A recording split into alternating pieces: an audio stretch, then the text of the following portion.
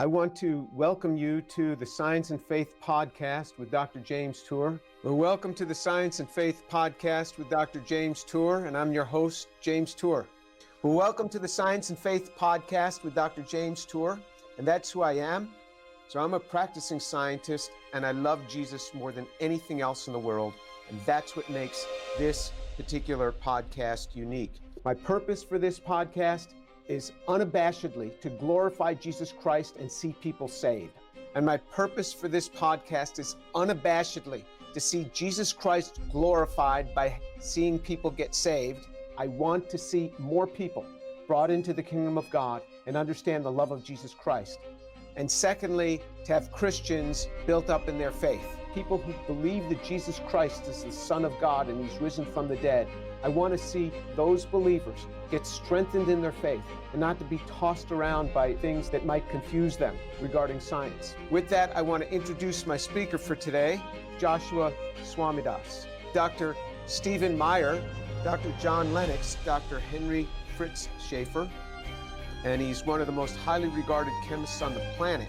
His undergraduate degree in biology, an MS and PhD in computer science, and he's also an MD with distinction in research.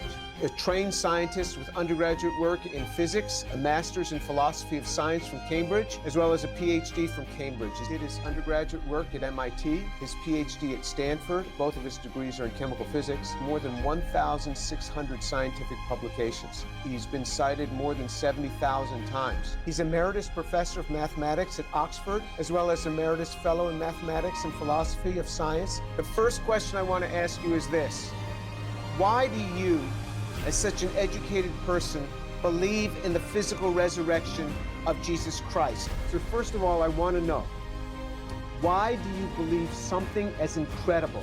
Why do you, as an educated person, how can you believe in something so amazing as the physical resurrection of Jesus Christ?